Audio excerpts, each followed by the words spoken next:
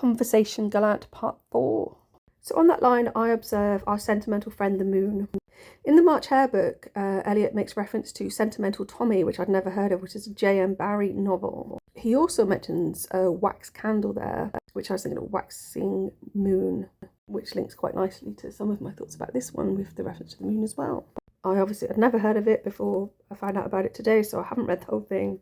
It's described as a novel written during the late 19th century. The story revolves around the lively and imaginative character of Tommy Sandys, a young boy living in a downtrodden London tenement as he navigates the complexities of childhood relationships and the longing for a home in his beloved Thrums. Barrie paints a poignant picture of innocence amidst harsh realities, exploring themes of imagination, love and loss of childhood. The introduction of the novel introduces us to a 5-year-old Tommy as he roams the dirty stairs of his London building.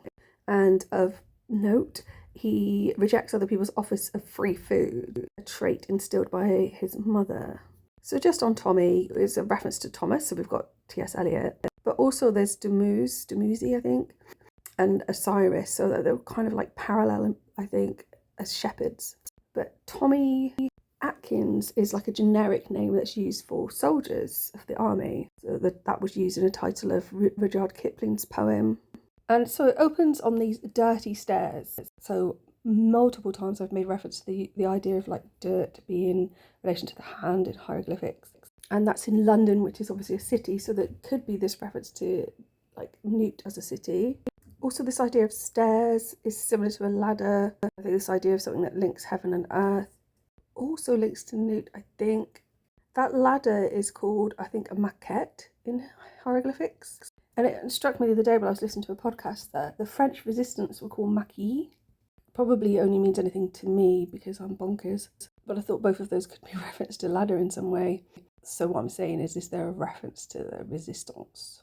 In relation to the idea of Tommy and the place of thrums, so there's a noise like humming, and that could be hypnotic, as I was thinking of sistrum, but also the obsolete slang for a threepenny bit, old coins, is Cockney rhyming slang for tit.